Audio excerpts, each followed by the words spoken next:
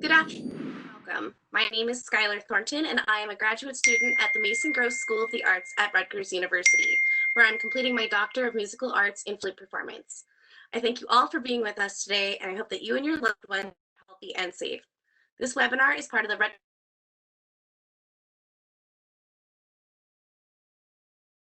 series, which offers my friends and hear from faculty members across the university. Today, I invite advisor, mentor, and friend, Dr. Rebecca Cypess. Dr. Cypess is an associate professor and associate director of the Mason Gross School of the Arts' Department of Music at Rutgers University. In her research, teaching, and performances, she is committed to interdisciplinary work, bridging the discipline of musicology with the history of science, Jewish studies, women's and gender studies, and historical performance. Her current book in progress, Women and Musical Salons in the Enlightenment, is under contract with the University of Chicago Press. With the period instrument performance group that she founded, the Raritan Players, she has released 2 recordings, with a 3rd due out later this year. In Sarah Levy's Salon, ACES 2017, Sisters Face to Face, The Bach Legacy in Women's Hands, ACES 2019, and In the Salon of Madame Brillon, ACES Forthcoming. Her work has been supported by grants from the American Association of University of Women, the American Philosophical Society, and the Hadassah Brandeis Institute, and the American Baroque Society, among others, and her contributions to historical performance have been recognized with the 2018 Noah Greenberg Award from the American Musicological Society. Please note, all attendees have been placed on mute for the duration of the discussion. If you have questions, please send them via the Q&A option at the bottom of your screen throughout the presentation. You can send them to me directly or to all panelists. Following the discussion, I will read your questions to Dr. Cypess. We will get to as many questions as possible, and it is now my privilege to turn it over to Dr. Rebecca Cypess. Thank you so much, Skylar. I hope everyone can hear me, maybe make a signal somehow if it doesn't work.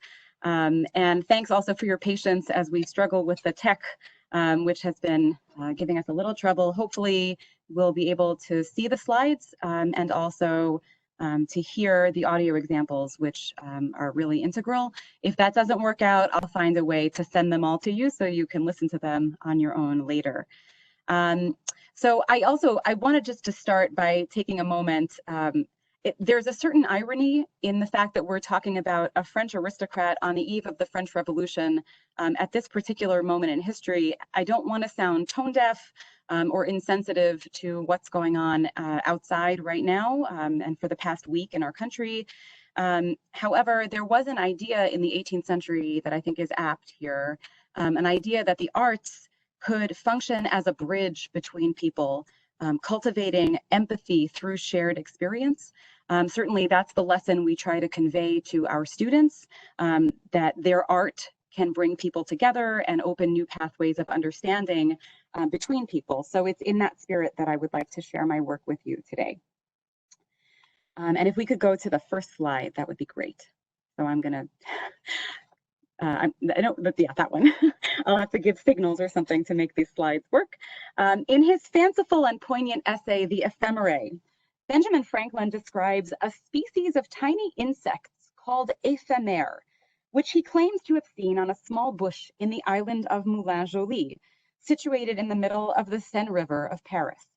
True to their name, the éphémères live out their entire lives in the course of a single day, a feature that Franklin interprets as a memento mori, right? A warning of the finite nature of life and a prompt to just and moral behavior. Clearly autobiographical, the Ephemerae casts Franklin as a melancholy, regretful elder statesman coming to terms with the transience of life. Speaking in the voice of an elderly insect whose speech he claims to have overheard. Sorry, is my video off? Hi, I don't know what happened. Can you see me? Can you hear me? Yes, now we can see you. Thank you. Okay, great. Thank you. So Franklin concludes his vignette by referring to one of life's truly worthwhile pastimes. And if we could please advance the slide. My friends would comfort me, he said, with the idea of a name they say I shall leave behind me. And they tell me that I have lived long enough to nature and to glory. But what will fame be to an éphémère who no longer exists? To me, after all my eager pursuits, no solid pleasures now remain but the reflection of a long life spent in meaning well, the sensible conversation of a few good lady éphémères, and now and then a kind smile and a tune from the ever amiable Brillante. And let's go to the next slide. The moniker La Brillante refers to Franklin's friend Anne-Louise Brillon de Jouy, his neighbor and friend in the Parisian village of Passy. Brillon was widely known across Europe as an accomplished keyboardist and composer. She also assembled a large collection of music, some of which survives in private hands today. She held regular gatherings of friends and professional musicians, what we would now call salons, which featured music prominently, as well as good food and drink, literary theatrical games, and lively conversation. At these gatherings, she hosted a wide array of guests, men and women, statesmen, philosophers, amateur and professional musicians. Written accounts of her salon, as well as the surviving scores from her collection and published music that was dedicated to her, present a picture of a highly skilled amateur musician, a woman at the center of musical culture in late 18th century Paris. Franklin was a frequent guest of Brillon and her family, as he explains in the next slide. He says, Madame Brillon is a lady of most respectable character and pleasing conversation, mistress of an amiable family in this neighborhood with which I spend an evening twice in every week. She has, among other elegant accomplishments, that of an excellent musician, and with her daughters who sing prettily and some friends who play, she kindly entertains me and my grandson with little concerts, a dish of tea, and a game of chess. I call this my opera, for I rarely go to the opera at Paris. It was as a private letter to Brillon that Franklin's ephemerae first took shape, but he soon published it both in French and in English. Thus, the story formed part of Franklin's public persona as a writer, humorist, statesman, and educator of masses. For Brillon, by contrast, the cultivation of a fully public persona was impossible. As a member of the French aristocracy, she had wealth and privilege, but her conduct, as for all upper-class women, was subject to the constraints of social norms. Brillon herself indicated as much in the next slide, in November of 1780, when she wrote to Franklin, quote, I am a woman, and my lot and my taste are modesty. I have a lively mind, and nothing prevents me from using it, but only for myself and for my most intimate friends. The private nature of Brillon's creativity and her salon means that for historians, it is difficult to perceive her clearly. She is mentioned in passing in a handful of histories of music of the Enlightenment, but most often as a curiosity, or by virtue of her patronage as a catalyst or enabler of the careers of professional male composers who came into her orbit. Given Madame Brillon's own testimony about the private nature of her musical creativity, creating her artwork only for herself and her most intimate friends, the nature of her musical authorship is an especially pressing question because she was also a composer. The manuscripts of Madame Brillon's surviving compositions are housed in the library of the American Philosophical Society in Philadelphia. Musicologists have long known about these manuscripts, actually for decades, but until now they've received very little attention, either from scholars or from performers. I don't believe this is just because she was a woman and people ignore women. I think that her compositions have been neglected because in some respects they are problematic. Some were clearly written for pedagogical purposes and are therefore quite simplistic, and in some cases she has long pieces that are really built up just of kind of exercises and are musically not very interesting. Some of them contain occasional errors in voice leading, horror, which are hardly audible in performance, but which mean that her compositions would not survive scrutiny as texts. Indeed, this is a central issue in considering her musical scholarship, her musical authorship. She did not write, excuse me, she did not write for publication or for public scrutiny at all. She wrote to cultivate sound in her salon. Her compositions were intended as vehicles for private use by herself, her family, and friends. That some 20th and 21st century music scholars find her works problematic would likely not have bothered her at all. Rather, I would suggest, it's up to us to meet her compositions on her terms, to understand what they tell us, about her interests and priorities, as well as about women's practices in the 18th century. Excuse me for a moment.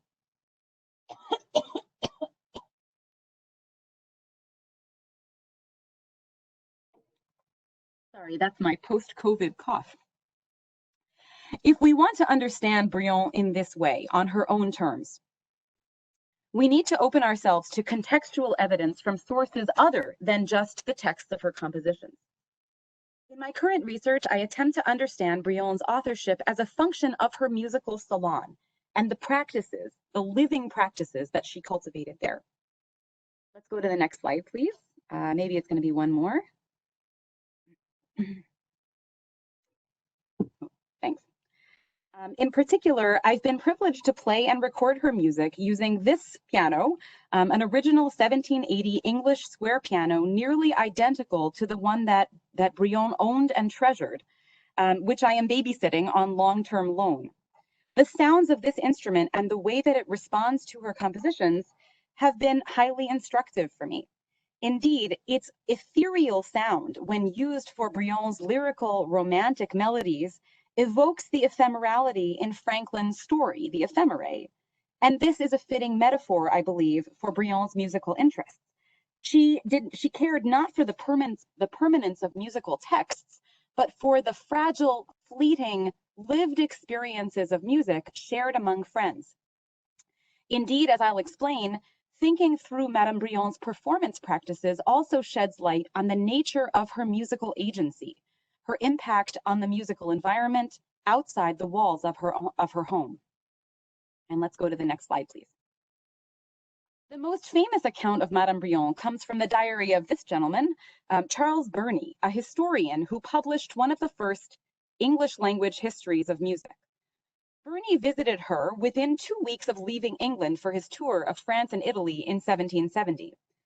Burney calls Brillon on the next slide, and here there'll be a sort of series of quotations. Each will have to be clicked. Burney calls Brillon, quote, one of the greatest lady players of the harpsichord in Europe. And he writes, Madame Brillon is in person rather pretty, but in her manner charming, polite, easy, and always naturally cheerful. There was a good deal of company at dinner, which was excellent and bien servi, well served. After coffee, we went into the music room where I found an English pianoforte, which Mr. Bach, that's Johann Christian Bach, son of Johann Sebastian Bach, had sent her. She played a great deal, and I found that she had not acquired her reputation in music without meriting it. In support of this assessment, Burney notes in the published version of his account, this is on the next slide, that many of the famous composers of Italy and Germany who have resided in France at any time have dedicated their works to her. Among those are Johann Schobert, and the next click is Luigi Boccherini, and the next clicks, he does not mention these, but Henri-Joseph Riegel and Ernst Eichner also dedicated works to her. I'll return to Boccherini's work in a few moments. These, plus Johann Christian Bach's involvement in her acquisition of an English square, point to her strong network of connections in the professional musical world, the very connections that had brought Burney to her door. Burney goes on to praise her skill as a composer, and here's what he says. She likewise composes, this is on the next slide, and was so obliging as to play several of her own pieces on both the harpsichord and pianoforte, accompanied with the violin by Monsieur Pagin, one of her friends, who is reckoned in France the best scholar of Tartini ever made. And Burney notes it was her skill as an instrumentalist that enabled her compositions, as he says. She plays on several instruments, knows the genius of all that are in common use, which she said it was necessary for her to do in order to avoid composing for them such things as were either impracticable or unnatural. Excuse me. Burney criticizes only one aspect of Brillon's performance, and that only mildly, as he says. I could not persuade Madame B to play the pianoforte with the stops on. That means without using damper pedals, which blur the sound of the piano. C'est sec, she said, it's dry. But with them off, unless in arpeggios, nothing is distinct. 'Tis like the sound of bells, continual and confident. And we can go to the next slide. overall, oh, let's do that portrait. It's such a pretty portrait. Go back. Thank you. Actually, if you look in the background of this portrait, in the lower left corner, you'll see a rectangular instrument. That's her square piano. So she actually had herself portrayed with this by Jean-Honoré Fragonard, one of my favorite portrait artists. And so in the front, you can see a volume of what's presumably her own compositions. Overall, Bernie's praise crosses the line into hyperbole, and I don't suggest that we take it at face value. What interests me here is not his generalizations, but the specific facets of her musicianship that he mentions. 3 points stand out to me. First, her interest in multiple types of keyboard instruments. Second, her use or overuse of the damper raising pedal on her English piano. And third, her intimate knowledge of the various instruments at her disposal, which allowed her to produce music that transcends technology to achieve the natural, right? So the goal is this natural sound, totally easy affect, but using technologies. As I'll show, all 3 of these points are borne out in her compositions, and I argue they're critical in her compositional style and priorities. So now we could go to the next slide, the pictures of the keyboard instruments. The compositions for which Brillon is best known are her duos for harpsichord and pianoforte, and her trios for harpsichord, English piano, that's at the bottom of the slide, and German piano, that's at the top. She also wrote a sonata for piano and harp together. These works are remarkable for their codification of a practice of juxtaposing different keyboard instruments with different sounds within salons. And this is something that many salon women did, but usually it wasn't notated in compositions. In adopting and advocating for these different keyboard mechanisms, Brillon showed herself to be an erudite progressive collector, right? She had the equivalent of the latest version of, the iPhone, whatever. So this is, Piano 2.0 or Piano 3.0. Moreover, these keyboard duos and trios that she wrote allowed her to play with her 2 young daughters. And in fact, we can sort of see that the parts for the German piano are very simple and could easily be managed by one of her daughters, who was probably 10 or 11 when they were composed. From a musical standpoint, it seems to me that the purpose of bringing these various keyboard instruments together is to consider variations in timbre, meaning sound quality or sound color. In a period when keyboard technologies developed rapidly and proliferated, keyboard instruments came to be understood as capable of encompassing all the sounds of the orchestra, and timbre came to be used as an expressive device.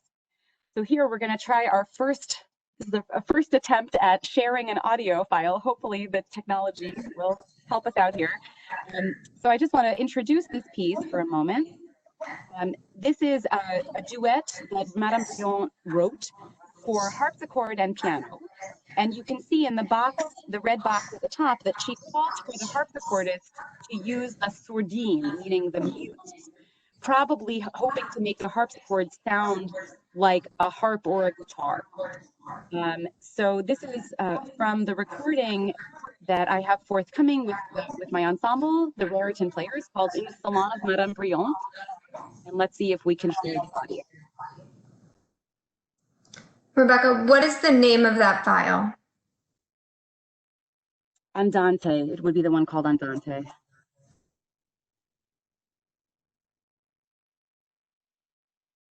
Sonata in G minor? Nope, it would be the one called Andante. See, Boccherini 1, 2, Viennes. Oh my goodness. Okay, so this is the first problem. I forgot to send this one to you. Okay, so we'll have to make this available to our participants a little bit later, but we'll go on. Trust me that it sounds like a very sweet little song. Yum bum bum ya da da dum bum bum ya da da dum bum bum ba da da dum. So very simple, very lyrical, very sweet. And with the harpsichord accompanying, it sounds like a guitar. So like little plucked chords, a little bed of harmonies that melody kind of floats on top of. How is that for me approximating a harpsichord and a fortepiano together? Perfect. Okay, we'll go on. The song-like quality of the piece that you didn't just hear, but that I tried to sing for you, is reminiscent of Brillon's song compositions. Her many songs, collected in bound volumes at the American Philosophical Society, involve simple lyrical melodies, most often accompanied by arpeggios, meaning broken chords, plucked chords, in the keyboard part. Many of these keyboard parts contain special instructions. For example, avec la grande pédale. I guess you can go to the next, just click the next slide so we can see one of these examples, right? It says accompanied avec la grande pédale, and as sweetly as possible. Others will say lié, meaning legato or connected. So the effects of the pedal are not just to facilitate a smooth legato sound. They also have an effect on the timbre of the instrument, making it very resonant, blurry, almost like a watercolor painting. And Burney noted this effect on the timbre of the instrument, the sound color, when he wrote that Brillon's constant use of the damper raising pedal approximated the sound of bells. So that gives you the impression that the instrument is being used to almost imitate a different instrument. So let's see if we can go to the next example. So this one is going to be called Viens m'aider. So we need to go to the next slide and play Viens m'aider. Let's see if that will work.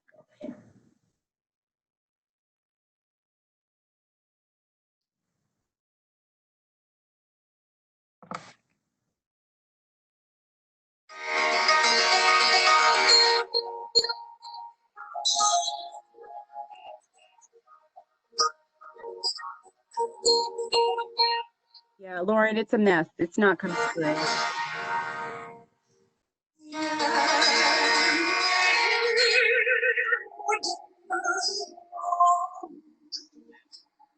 Not working. No, sorry. I don't know what to say. Maybe we could just try clicking, Hillary, if you could try clicking the audio file.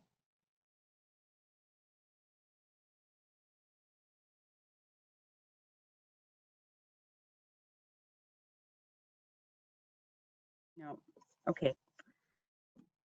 So this is the kind of thing that musicologists have nightmares about. We will make these files available to you after. We'll find a way to post them so that everyone can listen to the audio examples. I'm so sorry. I see you trying one thing, Lauren. Is that working?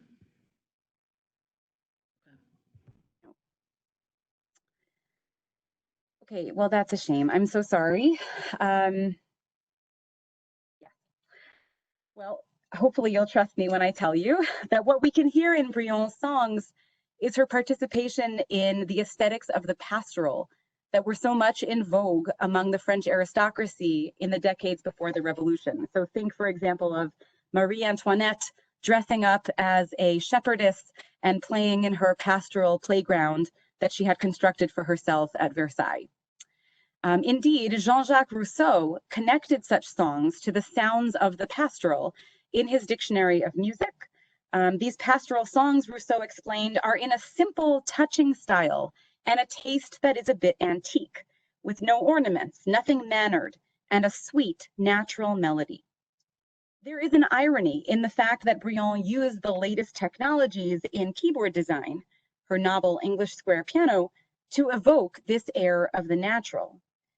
Burney hinted at this when he wrote that she became adept at numerous instruments in order to avoid composing for them such things as were either impracticable or unnatural. Although Brillon's compositions offer some evidence of her musical aesthetics and values, this evidence is incomplete on its own.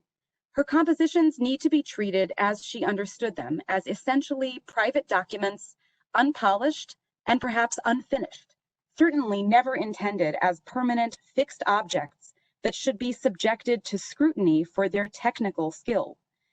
Brillon all but apologized to Franklin for these imperfections when she sent him a story that she had written to him to amuse him while he was bedridden and suffering from gout. And here we'll need to click ahead a couple of slides. Okay, as she wrote, oh, there we go. I have corrected certain faults in the story. There's still much to do, but I am afraid of becoming like the sculptor who, finding the nose of one of his creations a little too big, reduces it until it disappears entirely. So she sort of made the story, knew it was imperfect, but just left it alone because she didn't want to ruin it by meddling too much.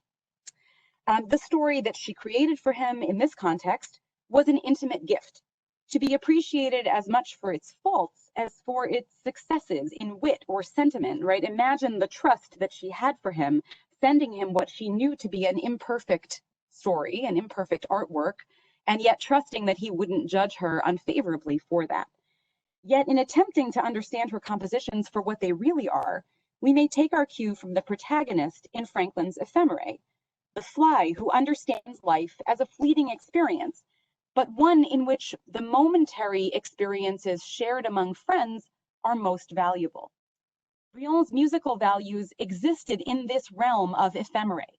She valued sound and timbre, sentimental, expressive melodies sustained through time, and an aesthetic of the natural and the simple and the fragile. Okay, let's go on. This is the next part of this presentation. Let's go back. Thank you. If, as I am suggesting, Brillon's musical aesthetics are captured only incompletely in her compositions, a fuller picture may be seen in the music by professional composers that was dedicated to her. So we have to address this kind of fundamental question. What might it have meant for a male composer, a professional composer, to dedicate a work to Madame Brillon, this sort of famous but extremely modest, right, as befit her her social standing, aristocratic woman, right? How might the experiences of her salon, as well as her musical tastes and talents, be reflected in such a publication? Okay, so now let's go ahead. As a case study, I'd like to turn to the sonatas for keyboard and violin, Opus 5 by Luigi Boccherini, which, as you can see from this title page, were dedicated to Madame Brillon and published in 1768. Boccherini's letter of dedication, which was only recently rediscovered, is striking in that it attributes some of the musical qualities of the sonatas to her. Let's advance, please. As he says, "Madame, I have never before composed for the keyboard," which is true. "I heard you play on that instrument, and then I wrote these sonatas.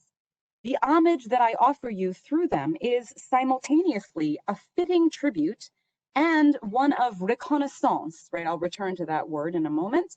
"You have inspired them and you embellish them." So this word reconnaissance, it looks like recognition, right? To connaître means to know.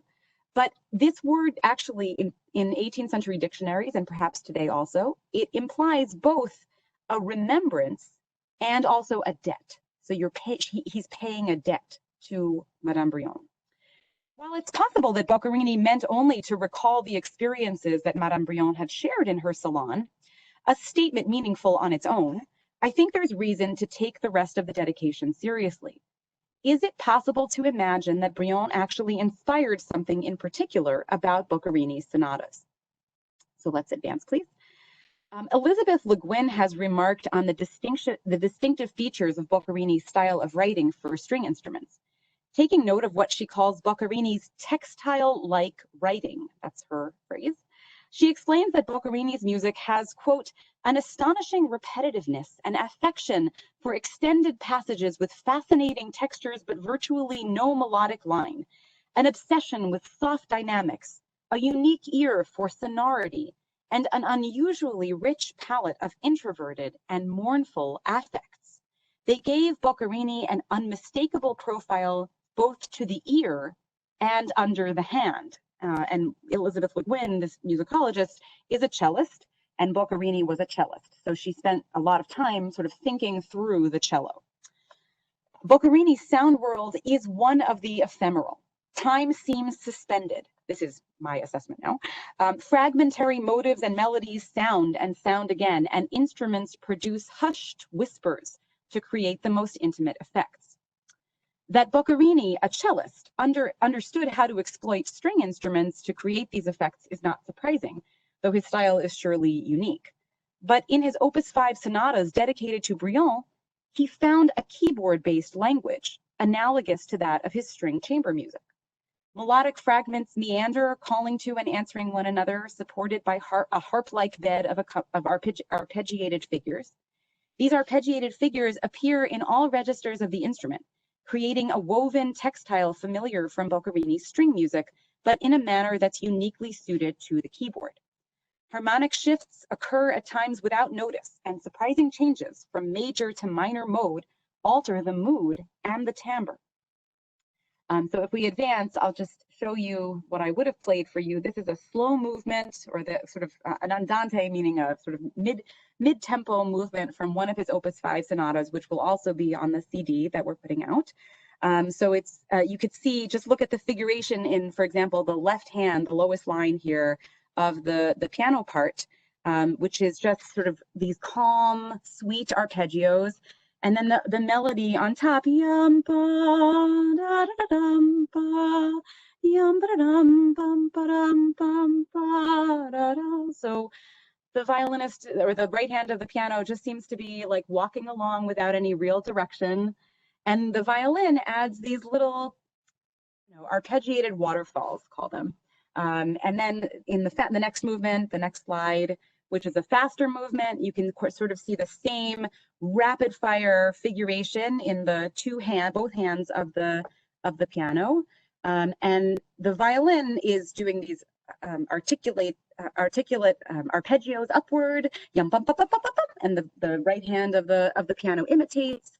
And the whole thing is a sort of just a wash of sound, just of like almost like this watercolor image. So although the title page of these sonatas suggests that they're playable on any keyboard instrument, I would argue that the English square piano in Brillon's home would have supported these features of Boccherini's writing. In contrast to the clear articulations available on Viennese and German pianos, the English squares sound best when played not only with this watercolor brush stroke, I would say, but also with this sort of fragmentary or light touch. The hammers seem to brush the strings, and with the damper raising pedals, which blur the sound, which Madame Brillon, we know she enjoyed so much, the instrument seems to paint in these broad watercolor strokes. And moments of articulate phrasing appear, and then they just recede or fade away again. Let's proceed through the slides. Boccherini was not a keyboardist. He had never written for keyboard before, and he, in fact, would not return to keyboard composition for 30 years. Yet these pieces, sort of magically, we could say, are perfectly idiomatic for the keyboard. They're a joy to play because they lie so nicely under the hands as a keyboardist. If we take Boccherini's letter of dedication seriously, then the possibility emerges that these pieces, in fact, grew out of Boccherini's experiences in her salon, listening to her, conversing with her, learning from her, indeed, possibly playing alongside her. I think likely playing alongside her.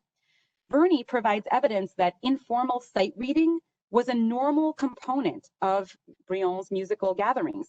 So it requires no stretch of the imagination to think that Brillon might have tested Boccherini's sonatas, providing feedback on their playability or their idiomatic use of her prized square piano. From an aesthetic standpoint, as well as a technical one, Boccherini's sonatas and Brillon's have much in common. The ineffability of their melodic material, their repetitive use of fragmentary motives, the way they place the melodies on top of a layer of arpeggiated accompaniments, their concern with the exploration of different timbres of the instrument. All of these point to a nexus of their aesthetic concerns.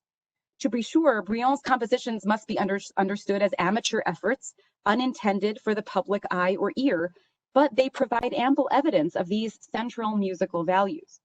To judge from his letter of dedication, Boccherini found something valuable in Brillon's approach to music and to the keyboard in particular. And these values, I believe, are recorded in the works that he dedicated to her.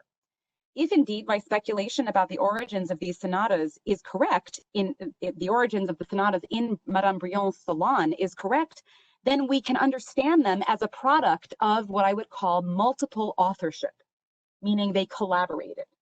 In dedicating his sonatas to Brillon, Boccherini may have been acknowledging, right, what he called this reconnaissance. The dedication stands both as a memento of their shared music making and as a recognition of the debt that he owed to her for her role in shaping his compositions. So let's advance the slide, and I'd like to return. Oh, maybe one more. Oh, was that it? Okay, well, we can sit here and look at Madame Brillon. This is my conclusion. I'd like to return to Benjamin Franklin's Ephemerae. In its manuscript form, the story served as a private document, shared between intimate friends. When printed, the story achieved a public aspect, and it came to form part of its author's public persona and his broader project in moral education. In these various manifestations, the medium of the story reflects its contents. As a manifesto on both the ephemerality of worldly joys and their true value when shared with friends, Franklin's Ephemerae sought to transcend the ephemeral and achieve permanence. For Brillon, such a public persona was impossible. Social norms meant, as she said, modesty was her lot and her taste. Her compositions, I think, need to be understood in this context as ephemerae. Still, they provide valuable evidence of her musical ideals, values, and concerns, and these found their way into the public music that emerged from the private and intimate world of her salon. Brillon's ephemeral values and the ways in which she brought them to life at her keyboards made their way, I would argue, into Boccarini's writing, providing her with an indirect and socially sanctioned means of presenting her private musical persona to a public world. And that is the end of what I have to say. Again, I'm so sorry that we were not able to hear the audio now, but we'll find a way to make all that available to you at a later point. And I'm happy to hear your thoughts, feedback, and have a discussion about all this.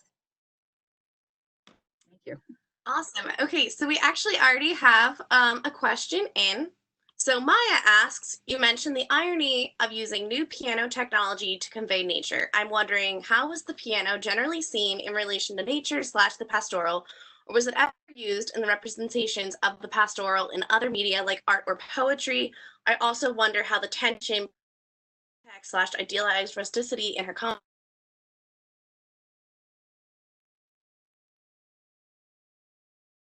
Okay, so I heard the first part of that, and I'm trying to see if I can get access to the rest of it because I think you went out a little bit.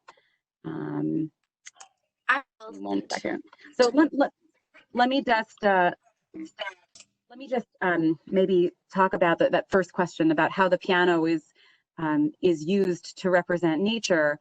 I actually think that the piano is being used here in a slightly different way, which is to evoke the sounds of instruments that are actually associated with the natural or with the pastoral. So here I'm thinking about the guitar or similar instruments, right? Sort of plucked instruments that you could imagine a shepherd taking out to, I mean, this requires a stretch of the imagination. These are not real shepherds we're talking about, right? These are this is the stylized pastoral, I think, that they're really interested in.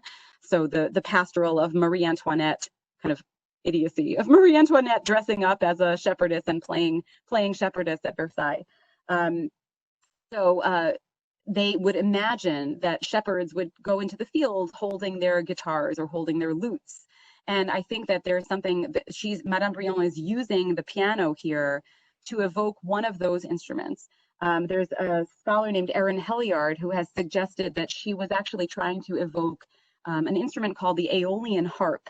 And I think that there's something to that. The Aeolian harp is a harp that if you leave it outside in the wind, it seems to be played by the hand of nature, right? So it'll create sound and sort of play almost like wind chimes.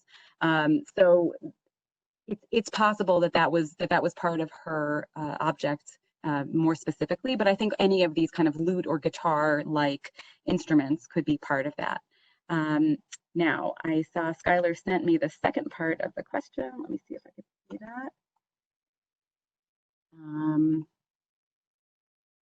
This is so hard to see. How the tension between new technology and idealized rusticity in her compositions might inform our modern performance practice. I mean, when I am playing through these pieces and you know, my colleagues and I spent a lot of time sort of practicing them and trying them in different ways, what I am hearing is a great sense of flexibility. So there these melodies are quite early to sound, quote, romantic, but I hear them as the almost proto Chopin nocturnes. So you can hear, even in the 1770s, she's writing things that really prefigure music in the 1810s, 1820s, especially in, I think, calling for a great flexibility, manipulating time, right, through what's called tempo rubato, right, stolen time, sort of rushing and then relaxing the tempo, rushing and then relaxing the tempo again. I don't know if that relates to the pastoral in particular, but that kind of overly sentimental, expressive sound, I think, is what she was aiming for. Another question from Nancy. She says, speaking of products of multiple authorship, I wonder if you have any evidence of the playing of musical arrangements. So first of all, I'm just going to say hi to Nancy. No, but Nancy was a graduate student at Cornell when I was an undergrad, and I haven't seen her a long time. I see her at conferences every now and then, but thank you so much for being here. So yes, absolutely. I think that one of the features of salons that's really important, and this is not just Madame Brillon's salon, is this kind of truism that they are playing music on whatever instruments they had available and wanted to try out, and also that whoever showed up and wanted to play would be included.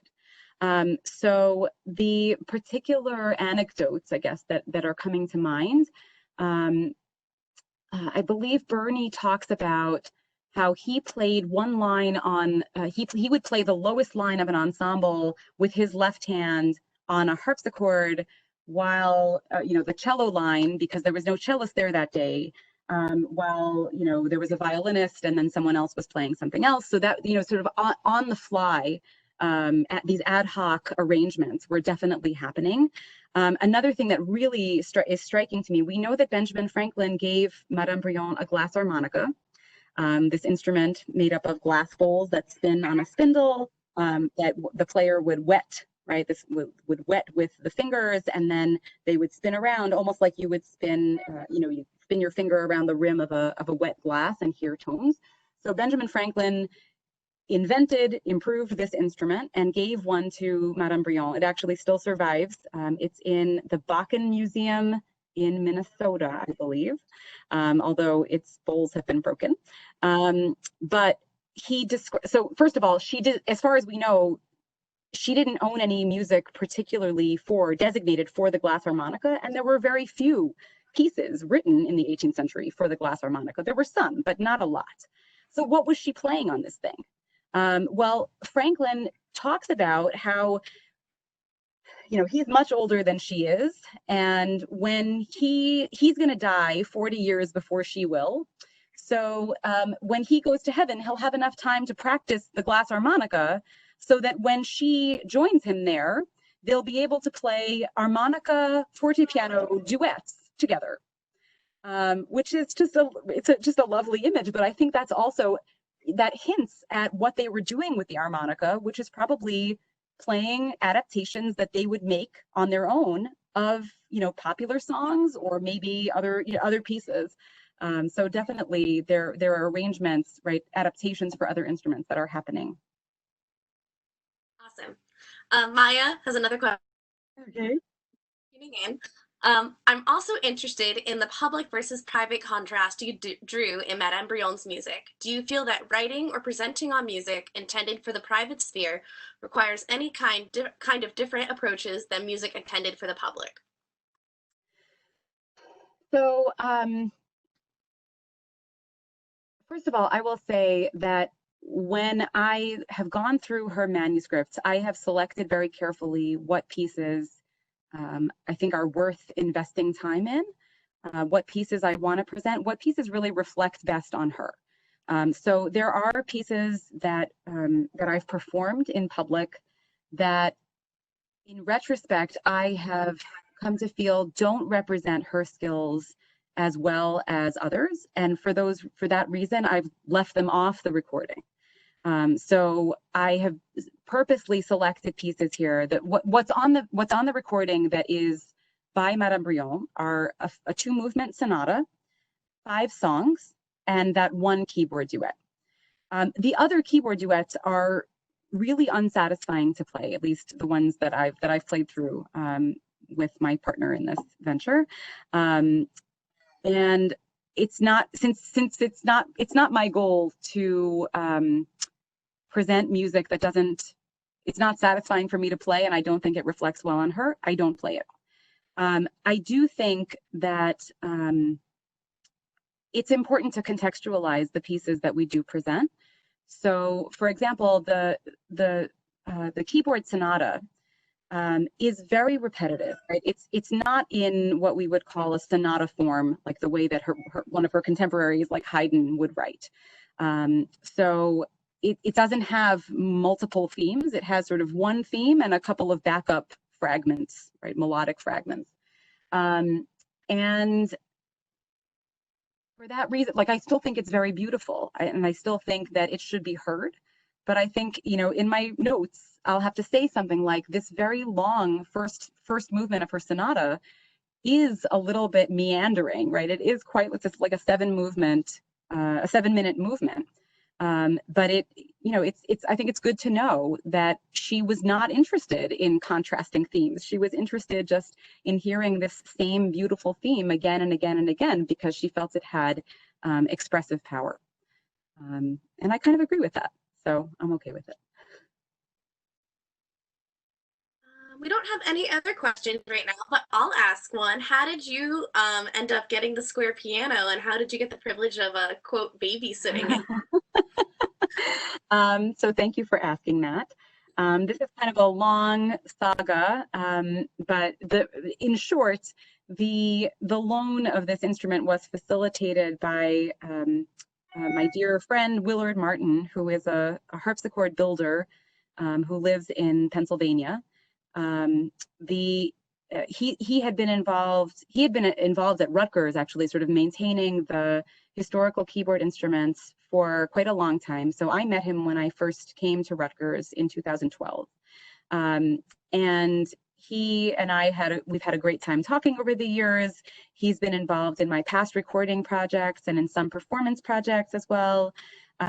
So he knew that I was working on Brillon, and he sort of got taken with the project. And then we were looking for, right, I had a little bit of funding to make this recording, so there was a certain window of time when it had to happen. I was looking a little bit frantically for an instrument that was going to sound well, you know, when there's a microphone that's stuck right up inside it. And these English square pianos are, you know, a lot of them are in disrepair these days. They're really they have not been maintained well as a full group.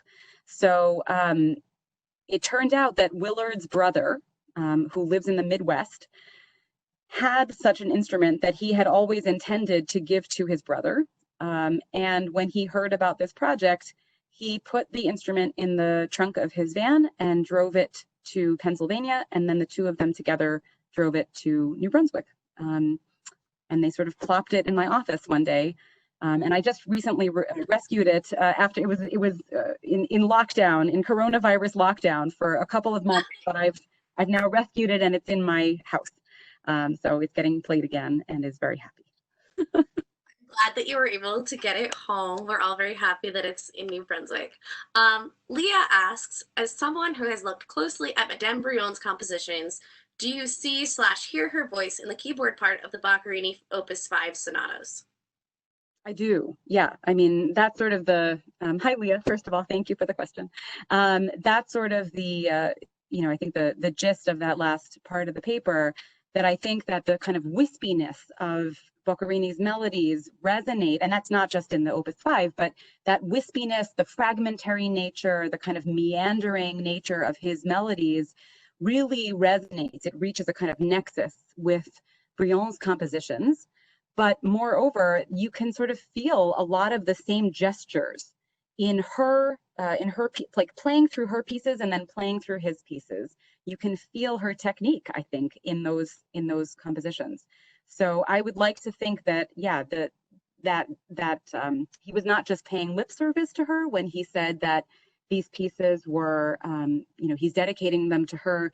as a reconnaissance of what, what he owes to her. But that there actually was a kind of collaboration in the salon where she would test the pieces. She would give him feedback. She would say, this doesn't work, or this works really beautifully. It feels great to play this. And that's how, he came to write for the keyboard in this case. I mean, again, the fact that these are the only pieces that he writes for keyboard, up until that point, he had never done that before. And then again, it took him 30 years to come back to the keyboard. And when he came back to the keyboard, it was to update these pieces. And then he composed a couple of other things, a piano quartet, and some other pieces, chamber pieces that include the piano. But you really sort of feel, I feel that her mark is on these pieces very much. Awesome. Someone was asking if any of the music can be found online. I'm not sure if they're referring to the audio files or they're referring to the sheet music. So if you're referring to the audio files, we're going to be providing those to everyone following the event. But if they're referring to the sheet music, maybe you have an answer to that. Yes. So a lot of these are digitized. If you go to the Library of the American Philosophical Society, they should be visible there. And actually, one of the nice things about this project, it's the recording project has been done with the support of the Philosophical Society, which has been very exciting, right? This was the institution that Franklin helped to found. And so they acquired her compositions back in the 1950s because they knew about Brillon's connection to Franklin. So one of the nice things is that when the recording is finally out, which will hopefully be a little bit later this year, it's also been delayed because of the coronavirus. But when it's out later this year, the whole thing should be available on the Philosophical Society website together with her manuscripts. So I'll have some kind of, essay there where I'm going to walk through the manuscripts that we used and intersperse them with the audio files to sort of show how the project grew and what my sort of assessments of her music are. But in addition to those, that handful of pieces that will be on the recording, I think that all of her manuscripts have been digitized and should be available for download on the APS website. So I think it's amphilsoc, AMPHILSOC.org. But if you just Google American Philosophical Society, it should come up. Awesome. Well, oh yeah, okay. So she was asking about the recordings. Okay. I don't think we have any other questions right now. So Dr. Cypess, thank you so much for sharing your time and your wisdom and your expertise with us this afternoon. And thank you to all of the attendees for joining us virtually today. We hope everyone stays safe and healthy during this time, and we hope to see you at another event presented by the Rutgers University Alumni Association.